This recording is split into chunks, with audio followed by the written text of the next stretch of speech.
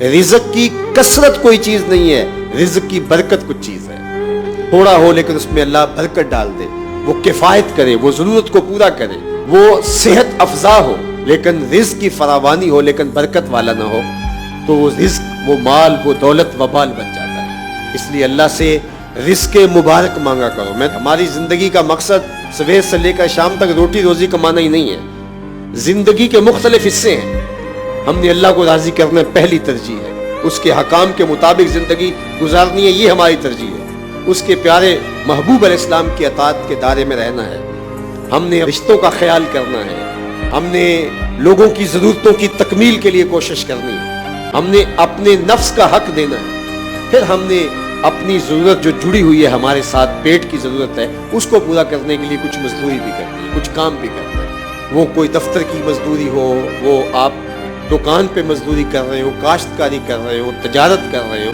जो भी कर रहे हो, जो आपको मुयस्सर वसाइल है उसके मुताबिक। लेकिन हम पैदा इसलिए नहीं हुए कि हम जो है वो पैसे ही कमाने की मशीन हो। आज हमारा मसला हो गया सवेर से लेकर शाम तक यही काम है, और लोगों ने अपनी जिंदगियां लगा दी हैं पैसे कमाने। बच्चा जवान होता है तो पैसे कमाने लगता है, उसने घर बनाना है, उसने ये बनाना है। हम तो जो रब का खास वक्त है नमाज, उसमें भी सोच रहे होते हैं दुकान पर ग्राहक न खड़ा हो, तो फिर उस नमाज में क्या नूर आएगा?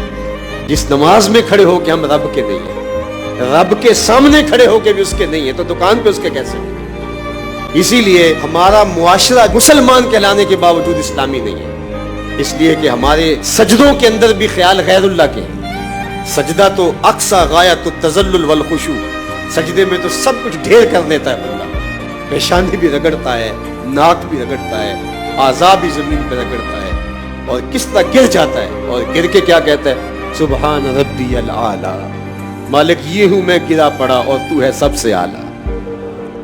लेकिन वहां सजदे के अंदर भी अगर दुकान पे खड़ा है, सजदे के अंदर भी कारोबार पे खड़ा है, सजदे के अंदर भी उन चीजों पे खड़ा है, तो मुझे बताओ वो खड़ा कहाँ है? तो अपनी जिंदगी को मुनज़्ज़म हमें करना चाहिए, जो अल्लाह ने मुयस्सर कर रखा है उससे हमारी अगर ज़रूरत पूरी होती है तो उस पर शुक्र बजा लाना चाहिए। अल्लाह के महबूब अलैहिस्सलाम ने इस पर एक बहुत खूबसूरत तरीका इरशाद फरमाया, उन्ज़ुरू इला मन हुवा अस्फल मिनकुम, फरमाया अपने नीचे देखने की आदत पैदा करो। जब नीचे देखोगे तो तुम्हें तसल्ली हो जाएगी कि मेरे मालिक ने मेरे ऊपर बड़ा करम किया है। ऊपर देखने लग जाओगे, 2 कनाल के बंगले में भी रहते हो तो आपको तंग तंग लगेगा, लेकिन हम दुनिया में ऊपर देखते हैं और दीन में नीचे देखते हैं। हालांकि फरमाया गया कि दुनिया में अपने नीचे देखो और दीन में अपने ऊपर देखो। मैं तो सिर्फ 5 नमाज़ें पढ़ता हूँ यार, फलां शख्स तो तहज्जुद भी पढ़ता है, मुझे तो सिर्फ इतना नसीब है और उसके अमाल तो ये है। लेकिन वहाँ हमारा अंदाज़े नज़र क्या है? फलां बख्शा गया तो हम भी बख्शे जाएंगे। अच्छा अगर वो ना बख्शा गया तो हमने अपनी बख्शिश को उससे जोड़ दिया। तो ये हमारा तर्ज़े ज़िंदगी है, हम ऊपर देखते हैं दुनिया में और नीचे देखते हैं दीन में। हमें ऊपर देखना होगा दीन में और नीचे देखना होगा दुनिया में। इस तरह की ज़िंदगी हम बसर कर रहे हैं। माजी में ऐसी ज़िंदगी बादशाहों की भी नहीं थी। मैंने कौम आद की बस्तियाँ देखी, कौम समूद की बस्तियाँ मैंने देखी, असहाबे रस और शहर मदीन का इलाका मैंने एक ज़माने में देखा है, और उनके बड़े बड़े लोगों के घर देखे जो पहाड़ों को खोद के उन्होंने बनाए। तो मैं वहाँ भी उन दोस्तों से जो मेरे साथ थे मैंने कहा कि आज हमारा जो रिहायशी स्टाइल है वो इनसे बेहतर है। वो पहाड़ों के अंदर ही थोड़ा सा एक बेड नमा चीज़ बना ली, और ये उस ज़माने की उनकी आली नस्ब रिहायशें थी।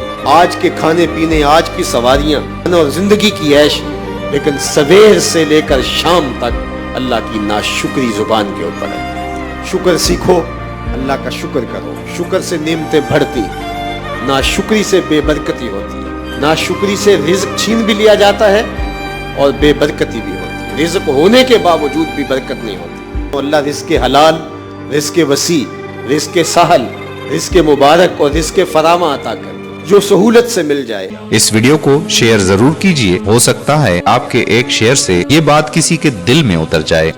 जज़ाकल्लाह।